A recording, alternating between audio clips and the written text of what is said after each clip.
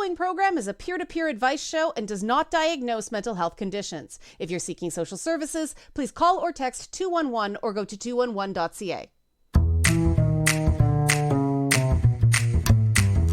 Hello, listeners on Saga 960 AM and those listening around the world on streaming and podcast services. This is It's Not Therapy. I'm Liana Kersner, and I am not a therapist, but I am your source for practical advice for everyday problems using my top 10 sayings for checking in with your best self. Tonight, we're talking men's mental health. For the interview tonight, I'll be joined by the utterly fantastic Dale Curd, who runs the online therapist lookup, themenslist.com.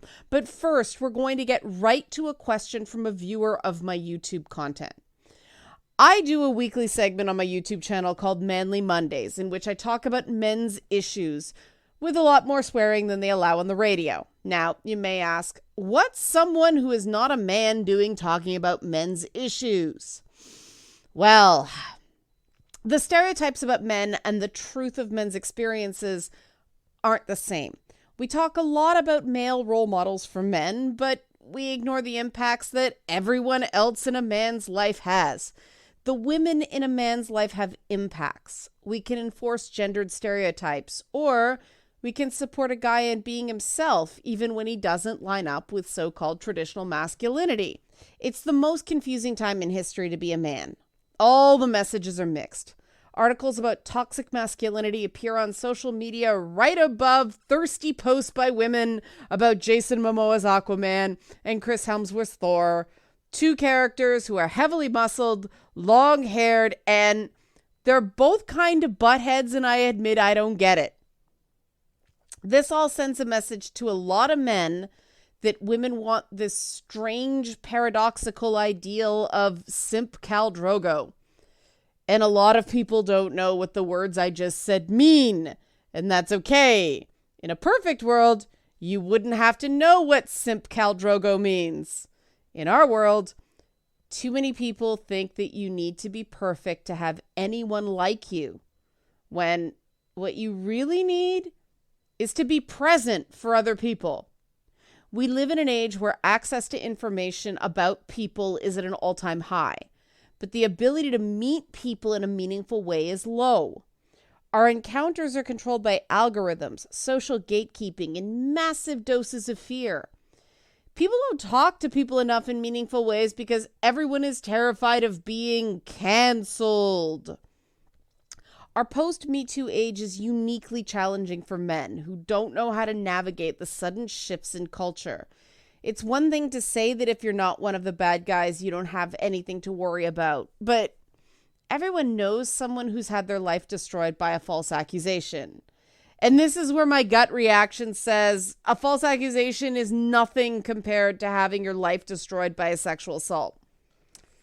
And that's when I logically understand that we should be able to create a society where neither thing is okay. These false binaries have hit a crescendo in our society, and it's causing a lot of people to withdraw, to decide that it's just not worth it. A lot of people go through life miserable and unfulfilled because they think there's no alternative. Most days, to me, it just feels like everyone needs more hugs without having to worry about what the hugs mean. And that brings me to the first question of the episode. If you want to ask a question about anything at all that you want me to use on a future show, leave me a message at 289-275-9600 or send me an email at Liana, L-I-A-N as in Nancy, A at nottherapyshow.com, or send me a tweet, an Insta, on Twitter or Instagram at nottherapyshow, at nottherapyshow. So our question is from Michael, responding to a YouTube video I made. Hello, in a recent episode of Manly Mondays YouTube video, you talked about a brief history of masculinity and how masculinity has changed. As a man, I have dealt with the false stoicism, as you said, in how Western governments manufactured this masculinity after the Second World War. I've struggled with this masculine ideal, and I've learned and came to realize that masculinity is not a monolith, that masculinity can be self-defined and a view of oneself. I would like to ask you if you could explore and expand on what you discuss in that Manly Mondays video about how men struggle with forming a masculine identity while competing with the mainstream version of masculinity that's depicted in media in an episode of It's Not Therapy. Here we go, Michael. First off, thanks to superhero media, which y'all know I love, there's more than one mainstream version of desirable masculinity to pick from these days, and that's great. It's a question of making sure you're really taking in all that's out there and not comparing yourself to the stuff that you aren't instead of the stuff that you are. Top 10 saying, listen twice before you talk once. I say that for a reason. It's real easy to get stuck on the Momoas and the Hemsworths of the world. But guys like Tom Holland, Spider-Man, man, they have their fan followings as well. And I can hear many of you rejecting this message right now, but give it a chance. BTS is one of the biggest bands in the world right now, if not the biggest band in the world right now. And while those dudes work their butt off and they're really good at what they do, they're hardly traditional beefcakes. And yes, I'm already defining masculinity through the opinions of women, which is technically wrong, but this is a show about practical solutions. Let's face it, for a lot of straight guys, that's what it's about. And this is where we get into the golden and silver age comic creators that I love. Those golden and silver age comic book creators deeply understood how important the love of a great gal was for a heterosexual guy's sense of self. We see it with Clark Kent and Lois Lane. We see it with Peter Parker and Mary Jane. The modern era of comics replicates that with same-sex relationships like Wiccan and Hulkling. And based on the characters the Marvel Cinematic Universe is introducing right now, this might be relevant to people's interests soon. But let's be real. One of the big reasons anyone gives a damn about masculinity and femininity is that we believe it will help us find a partner. But then we want someone who loves us for us. And most of us, we don't measure up to the gendered ideals. At least I know I don't. I'm way more like Wolverine than Jean Grey. I'm mouthy, abrasive, I'm usually the first guy into a fight, and the first guy knocked down in a fight. And if I were a guy, I could probably make that work for me. Tough, aggressive, and tortured in a male archetype becomes annoying, irritating, obnoxious, pushy, bossy, and the dreaded B word that rhymes with itchy when a woman does it. And men get caught up in the same double standard. Men hear that they're supposed to express their feelings, but sensitivity and being emotionally present can get turned around into beta male, white knight, simp, cuck. And of course, any expression of kindness, especially towards a woman, is rewarded with, dude, she's not going to sleep with you. As if that's all it's about, right?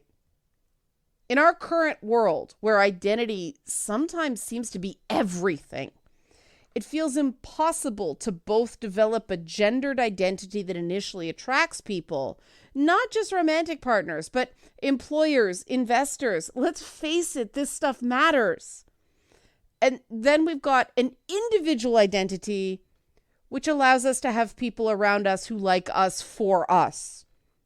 And that's where role models become very important. Okay, you might not be able to emulate Henry Cavill's Superman, or Henry Cavill's Witcher, or any character played by Henry Cavill. But Egon Spengler was the guy Janine was hardcore crushing on. I liked Egon too, for the record. Winston was my second favorite Ghostbuster, if anyone cares. Egon, Winston, yeah, those guys were awesome. And this is where we come to the challenging reality of gender constructs. Deep down, we all risk being shallow about them. Why does the average guy feel like he's competing with freaking Thor? Well, because either he thinks all women want Thor, despite the abundance of Loki fangirls out there, or because said guy wants the sort of woman who wants Thor. And if that's where you're coming from, people will notice. Most people don't look like superheroes. So that fixation on appearance as opposed to character is going to come off as shallow. There's more to Thor than muscles. No, really, there's more to Thor than muscles. He's funny. He's a combination of confident and humble. He has a positive attitude. And he had the opportunity to be king of freaking Asgard and he turned it down. In general, he became worthy of his hammer Mjolnir by learning to not be a massive jerk. He's got a nobility about him. And this is when I usually hear, but regular guys get called creepy for the exact same attention paid to women that women like from a guy who looks like Thor. I hear this a lot, and I admit I'm not really sure where that thought comes from. Because a guy who's comparing himself to a guy like Chris Hemsworth is not going to present the same way as any guy who's any sort of celebrity because they lack confidence. And that's the missing piece. Confidence is appealing. And don't just take my word for it. I actually checked with a friend who's into guys like movie Thor because I'm so not. I'm not into shirtless Jason Momoa. I'm not into shirtless Thor. I actually avert my eyes. I don't get it. I'm a Plastic Man fan. Okay. So I asked more of an expert. And she said about Thor, he's strong so he can protect me, but he's sweet so he probably won't hurt me. He can back up the strength with confidence so he's not posturing. And now we're back to forming the very masculine identity that gives guys confidence. I know, we've come full circle, right? Not helpful so far. Well, maybe a little bit helpful, but stay with me. The truth about confidence is that no one is completely confident about everything. A lot of us use the legitimate confidence we do have to fake the rest of it. I'm an introvert, a profound introvert, who decided to be a professional communicator. Feel my pain. We're all hyper attuned to negative comments. All of us. I don't care what anybody says. If anybody says they don't focus on the negatives more than the positives, I would have to see empirical evidence of that. Because the negatives are the things that we fear. So anything that we see as desirable that we can't embody, these things completely freak us out. And in the process of freaking out over the things that we can't embody, we ignore the things we can embody. The entire idea of Spider-Man that Stan Lee created was that he was your friendly neighborhood hero, not some muscle-bound meathead. You can find role models like Spider-Man.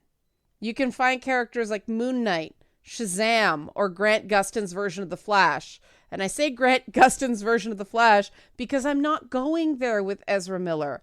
Let's not talk about Ezra Miller right now. A lot of you are probably waiting for me to say the top 10 phrase, be the hero of your own story, not anyone else's here. There you go. Be the hero of your own story, not anyone else's. If you spend all your time feeling bad about unattainable role models, you'll never develop your own strengths. Stop being so fixated on the six-packs and focus on everything else. Those insecurities you have leach out if you give them power. And that leaching out of the insecurities gives other people a false sense of what you're really looking for in friends and partners. If you want people to see the good in you, focus on the good in yourself. It's easy to say, don't compete with traditional ideals of masculinity, right? But we're all stuck doing it, all of us, because the corporate world is so geared towards those, traditionally masculine ideals. I don't think it's right, but I'm willing to say this is the reality. I'm not going to ignore reality. Ignoring negatives isn't being positive. Top 10 phrase, right? What I will say is about traditional ideas of masculinity, make it your own. There's a lot to pick from, right? Find your super soldier serum. Pick up the qualities you can embody and try not to sweat the stuff you can't. Try to remember that Lois Lane married Clark Kent just as much, if not more, as she married Superman. And Bruce Wayne does as much good through his charities, if not more good, than Batman does punching criminals in the face. Superman and Batman aren't the guys that are around for everyday life. They're the guys who are off saving the world. Clark Kent and Bruce Wayne are the guys who are actually there for the everyday stuff. And Clark Kent is way better at that than Bruce Wayne is. Comic book wisdom. Okay, thanks, Michael, so much for that question, or at least the prompt to talk about something. If you want to ask a question, or if you want me to talk about a particular topic, you can leave me a voicemail message at 289-275-9600. That's 289-275-9600. Or you can email me. Email seems to be the most popular way, I guess, because it's private. Liana, Liana, at nottherapyshow.com. Or at nottherapyshow on Twitter and Instagram. When we come back, the interview with Dale Curd about men's mental health. Stay tuned. You are not going to want to miss this. It's great. I love Dale. We'll be back after this quick break on It's Not Therapy. The following program is a peer-to-peer advice show and does not diagnose mental health conditions. If you're seeking social services, please call or text 211 or go to 211.ca.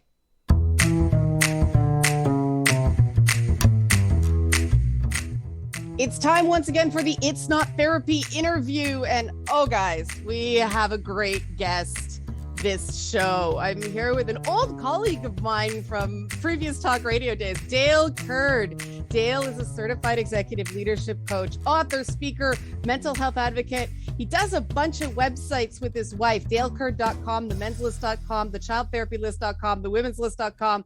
If you want to get these websites, check out my Twitter feed. But Dale is here to talk to us today about men's mental health. Dale, thank you for joining us today.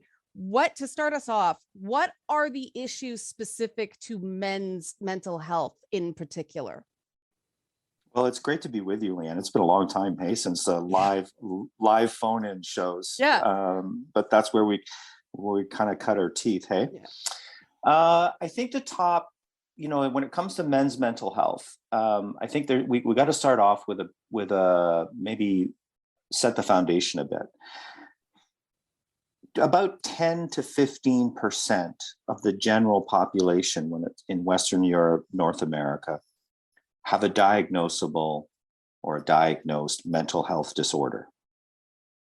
So that's about 10 to 15%, which means that about 85 to 90% of us who go through life, go to our GPs because we're having issues with anxiety or depression or relationship issues or difficulty regulating feelings or even understanding feelings. Most of that, the bulk of us, are really dealing with what we would call conditioning issues. So how we were brought up, and it's not to blame parents, because parents do the best they can with what they have, but it means that most of what we're facing, most of what we know about ourselves, most of what we're experiencing is the result of conditioning. And I really wish that a lot of guys would understand that in my practice, when I'm working with a client, I say there are three things we're going to look at. We're going to look at your self-awareness. How much do you actually know about who you are? Beyond the surface, beyond your personality, like what really makes you tick, what makes you think the way you think, and what makes you feel the way you feel. That self-awareness is super key, because once you have self-awareness, then you can move into self-management or self-regulation, which is super important, because it's a life skill to be able to regulate ourselves, right? Regulates our thoughts, regulate our feelings. And then there's self-improvement. So what are the things that I really like that I want to build and improve? And what are the things that really aren't working for me in life that I know I need to change? So that self-awareness, self-management, self-regulation, and then self-improvement. That's what most guys really need to understand. It's a way of looking at mental health that is peeling back the sort of automatic ways that we react to circumstances and situations and people, and getting underneath that to really understand why we do what we do. Mm-hmm. Yeah, and men are getting a lot of competing messages now. I mean, the whole concept of toxic masculinity and how that's intended versus how that's received by someone, especially younger men, hearing masculinity is toxic instead of certain behaviors. And I completely agree with you. It's funny that we've ended up in the same place because, you know, masculinity is sort of that cross section of identity and behavior, right? Whereas conditioning, the term you use, is so much more productive. That conditioning self-regulation cycle that, you know, is a real issue from about 15 years old in young men to, you know, almost 30. What are some short things, baseline things that people can do? Because we see all this stuff about young men and violence and young men and aggression, and it's not solving the problem. It's just demonizing people and pushing young men and older men who are struggling with those learned behaviors back into the shadows, back into silence. It's discouraging them from getting help. So what are some first steps people can take in this regard for them or a loved one? You know, there are so many first steps, right? Like a lot of the guys that I deal with and work with will come to me because they've been referred by somebody else. And they'll say to me, you know, the first thing they'll say is, well, there's not a lot of resources out there, or you're the only guy that I know that works with men. And they're quite surprised when I say to them, well, you know, there's an abundance of resources out there for men. I can't think of it, to be honest, of a specific mental health topic that does not have a special interest or nonprofit group that represent it in terms of men. So it's not labeled men's services, right? Well, some of them are. That's what I'm saying. There's actually an abundance of them.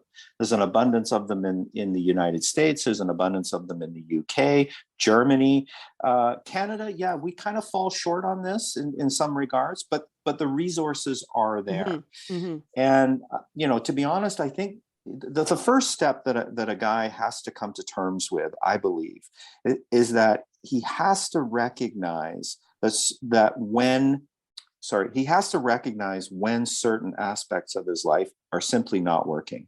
So whether that be a relationship, like a romantic relationship, whether that be a familial relationship, whether that be a work relationship, even a self-awareness, like, you know, if you're a guy that's driving every single day and you notice that driving causes you an enormous amount of stress and anxiety and you're reacting with fear and anger, well, then that's an issue, like an issue in the sense of that's something you need to start to address, because that's not what you're designed to go through life doing all the time.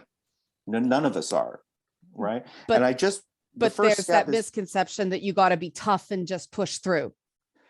Well, yeah, I think to a certain extent, I think we underestimate as human beings how hardwired we are to live in fear, or to have fear all around us. Like, we have to understand we're not great predators, biologically speaking. We never were. We just had great stamina, and we had an ability to make tools. We were never great predators. We were always on the food chain. And so from a physiological perspective, we're hardwired to be afraid. And that fear is about helping us survive in terms of imminent physical danger. But now, 75, 50,000 years later, we're not necessarily on the food chain anymore, most of us, but that wiring system is still there. And when you get thoughts that scare you, and you will, because your brain will give them to you, or when circumstances or situations present themselves and you're reacting in fear, or how you cope with fear, if you're not aware of any of that, right? Then that's where you get into difficulty. That's where guys find themselves in a lot of hot water, so to speak. I'm being quite general, but that's what I see. I see a lot of, when you say they're told to tough it through. We don't have great messaging for boys and men when it comes to fear. How do you live? How do you actually handle fear? What's the best way to handle fear? Right? We don't have great messaging for men and boys around emotional self-regulation. We all have feelings. How many boys can actually name all of those feelings by the time they're 12 or 13 years of age? How many of them have functional coping mechanisms or strategies for dealing or managing those feelings? Right. And by the time you get higher up in age, into the 20s and 30s, you've got a pretty limited skill set or tool set for dealing with feelings, if they can even recognize. There's a lot of guys that struggle just to recognize what they feel, right?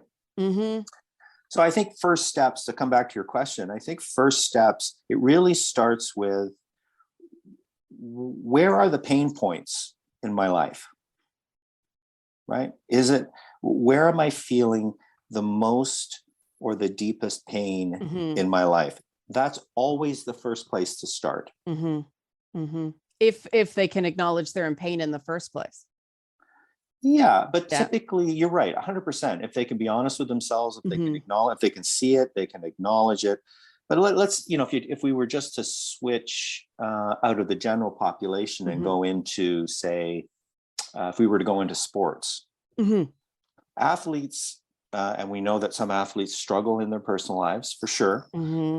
On a performance spectrum, they are conditioned to examine every aspect of their performance, for micro adjustments physically, for massive adjustments mentally.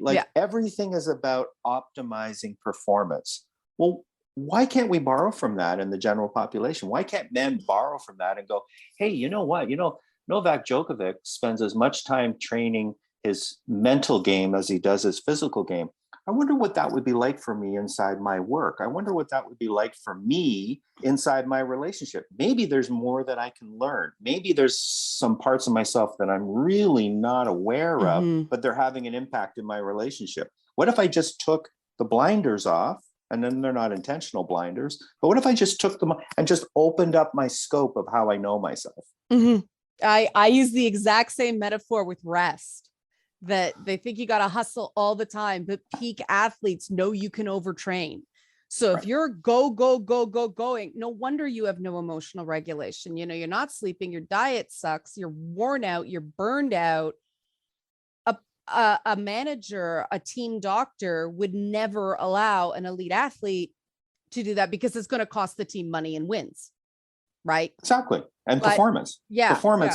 Performance is going to start to, there's going to be a point of, in that sort of law of diminishing returns, there's going to come a point where if you keep taxing that athlete physically, or they tax themselves, that you're going to get a diminishing output. Well, but that's true for us as well. Those of us that aren't professional athletes, in our day-to-day lives, that's also true. Yeah. Everybody's trying to play hurt. A pro athlete won't play hurt. Right. Because you just get more hurt. Right. Yeah. I'm going to continue my chat about men's mental health with Dale Curd after this quick break. When we come back, we're going to talk about loneliness on It's Not Therapy. The following program is a peer-to-peer advice show and does not diagnose mental health conditions. If you're seeking social services, please call or text 211 or go to 211.ca. We're back on It's Not Therapy, and I am still talking to the absolutely wonderful Dale Curd about men's mental health. Dale is a certified executive leadership coach, and he runs themenslist.com with his wife. Themenslist.com is a therapist lookup for men's mental health issues related to men's mental health. And we're going to talk about loneliness now. There's a lot of, I find this much more with my male clients than my female clients. The real lack of a support system, of a social group. Loneliness is a serious issue. And it goes back to that fear thing you were talking about. They're afraid of failing, so they wall themselves off. They're afraid of being really angry like their father, so they wall themselves off. And they have these real serious issues related to loneliness. We talk about the loneliness epidemic, in broad strokes. You see articles about it, but it doesn't get into why men are so lonely, why men have fewer friendships, why men tend to, isolate and not speak and not open up and not connect to people in ways that we see women, and these are of course gross generalizations, doing. What is, if there is anything, I don't want to ask a leading question, but what is that connection between loneliness and fear, if anything? And again, if a guy's feeling lonely, what's the first step? That's a great question. So I think the thing to understand is that the way that we learn as human beings is by association.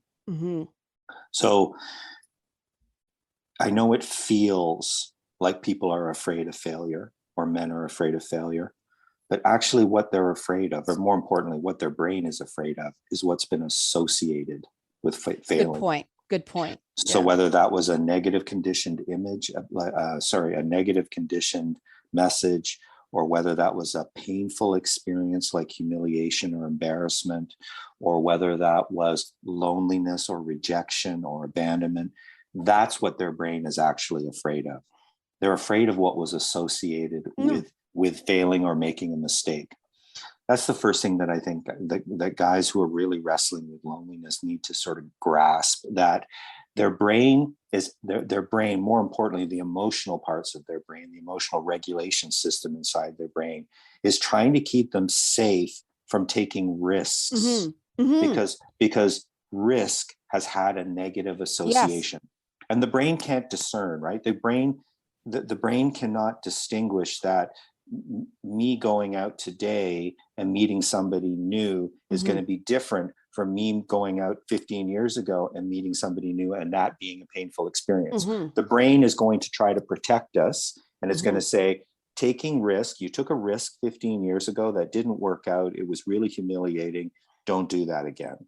And so guys who are struggling with loneliness essentially are trying to, whether it's because they don't feel they're enough, like they have this sort of core understanding that they're not enough, whatever that core belief, or whether they feel that being around people is kind of unsafe for them, right? Or being around people means that they get left out.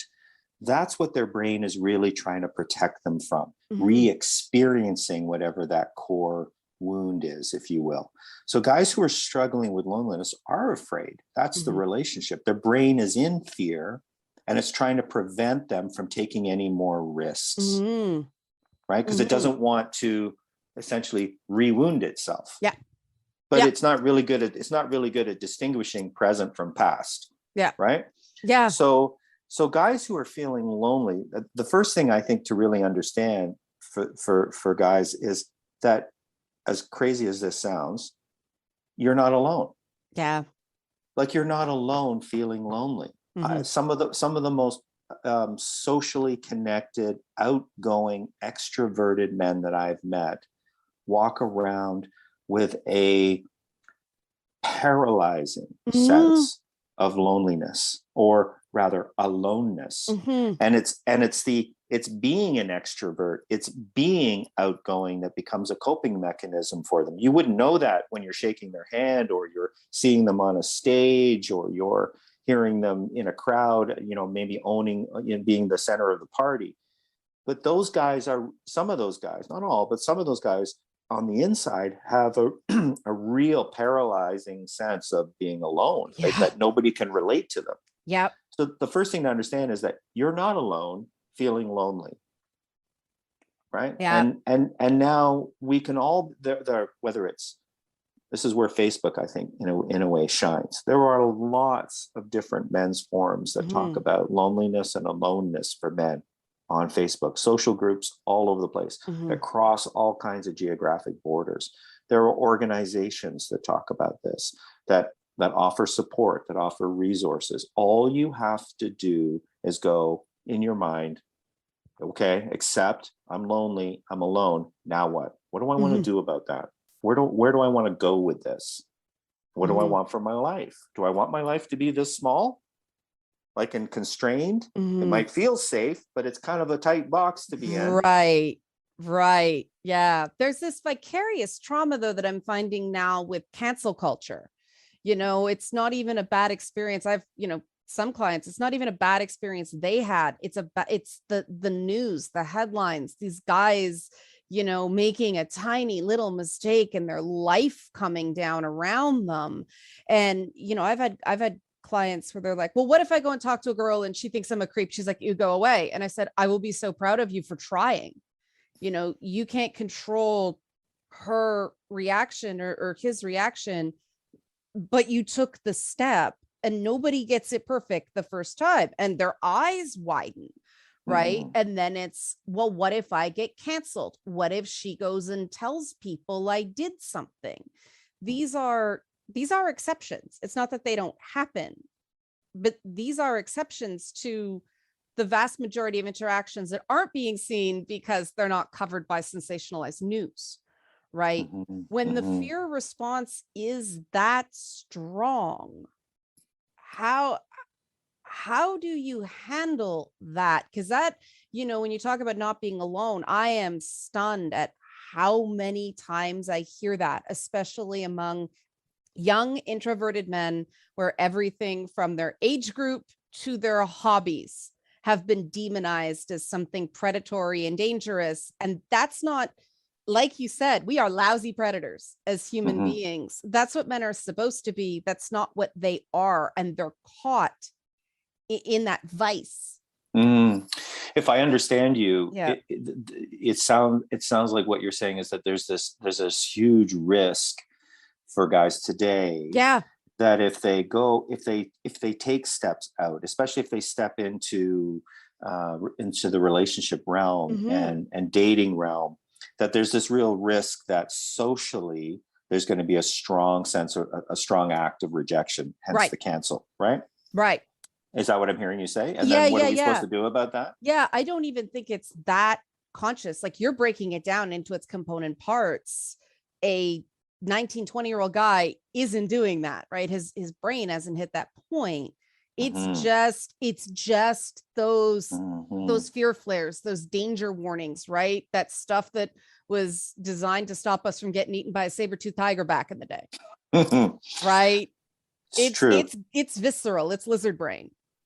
So I'm going to say something as an older man that I know as a younger man I would not have been able to appreciate, but that doesn't mean that it's not wise advice.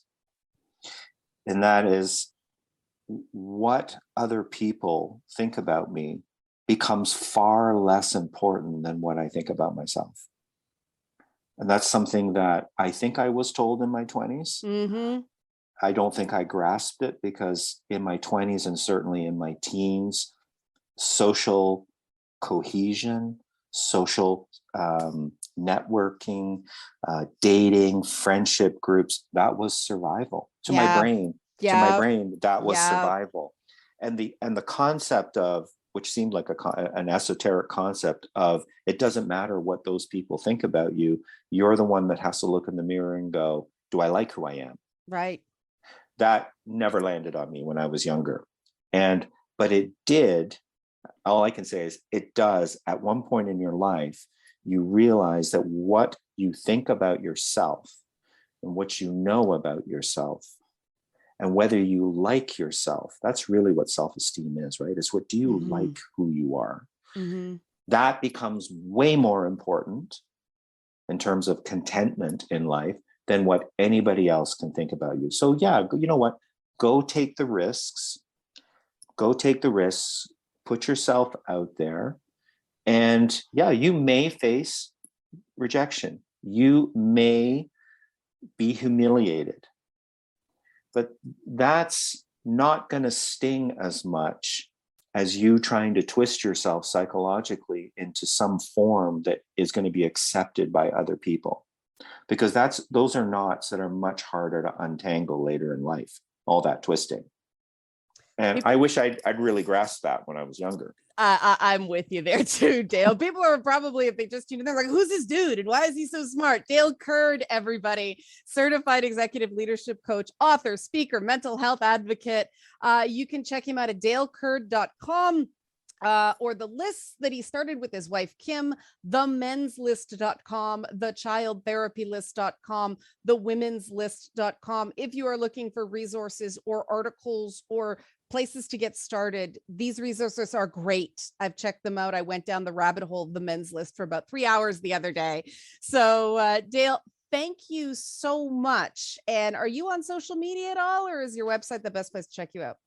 No, I'm definitely on social media. I'm on Instagram. I'm on Twitter. Definitely, I have a Facebook page as well, but mostly on Instagram. That's where I am most of the time. Look, I really welcome hearing from people. Just at Dale Kurd? Yeah. All righty. We're going to go to a break. When we come back, I'm going to talk more about naming your feelings, that thing Dale brought up that some men struggle with. So stay tuned through this quick break. I am not a therapist, and it's not therapy. The following program is a peer-to-peer advice show and does not diagnose mental health conditions. If you're seeking social services, please call or text 211 or go to 211.ca. We're in the closing minutes of this episode of It's Not Therapy, and we're going to loop back around to something Dale Kurd touched on during the interview: emotional vocabulary.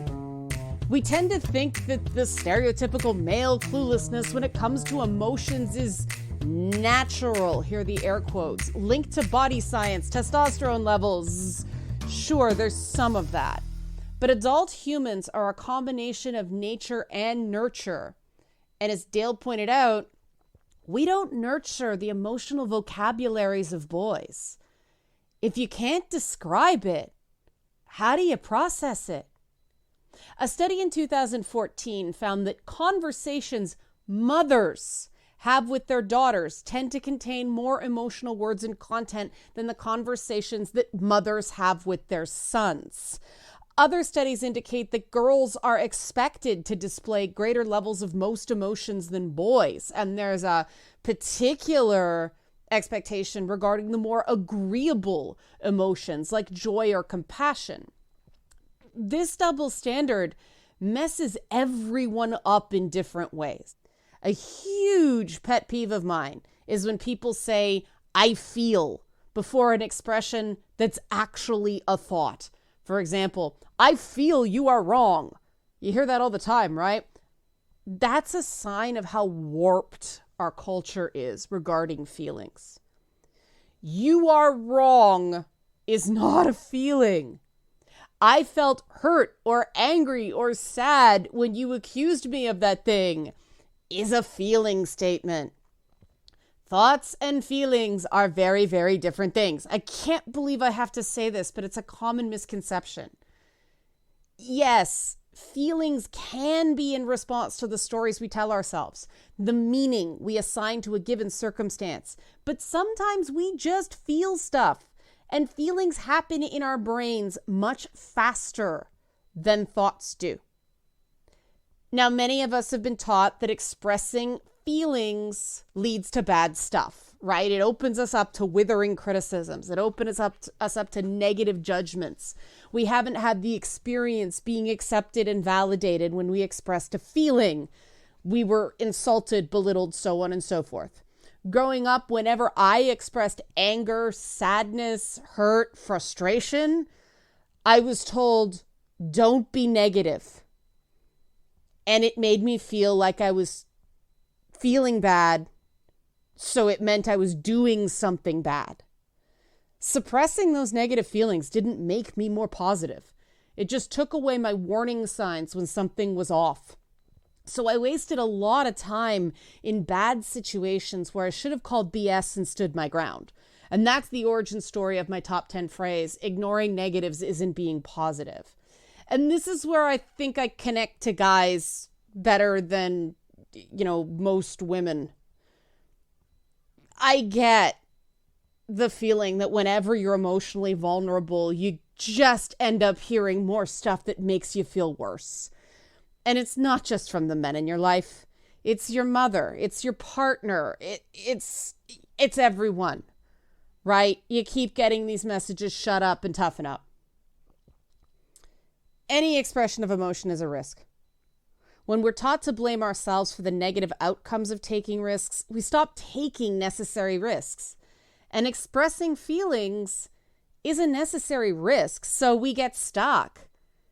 And they're identifiable in unique ways that men tend to get stuck more than women do. And it denies these guys important relationships that lead to greater quality of life and happiness. And I know I'm talking in a gender binary, but these are social categories, not, you know what I mean.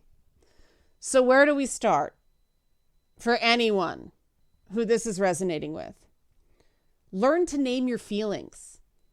Don't cover up your feelings with thoughts or opinions. Because here's the thing, an opinion can be wrong. An accusation can be wrong. Your feelings are not wrong. So start learning to identify them and name them. Start with the 7 universal emotions. Those are happiness, sadness, anger, disgust, contempt, fear, and surprise. Happiness, sadness, anger, disgust, contempt, fear, and surprise. Pick one of those to describe how you're feeling. You'll notice that annoyance and irritation are not on that list. Annoyance and irritation are often cover-up terms for what you're really feeling. And these terms mix pure feeling, anger, fear, surprise, distraction, with a judgment of another person's behavior. Saying you're annoying me isn't getting the core to of the issue. It's putting responsibility for your feelings on another person, which is why it's safer than saying I'm angry or I'm sad or that hurt, right? But true strength means acknowledging and confronting your emotions. And there's nothing wrong with wanting to be strong, even protective, as long as you're not stifling other people. But true strength means you don't go around brooding all the time. And we are out of time. Now, next week, we'll connect with our inner child in a really mature way as we talk about the benefits of play for adults, sort of continuing the theme we touched on this week. If you want to ask a question, 289-275-9600, leave me a message. Liana at nottherapyshow.com or at nottherapyshow on Twitter and Instagram. Until next week, I'm Liana Kersner. I am not a therapist, and you're crazy is only a problem if it's hurting you.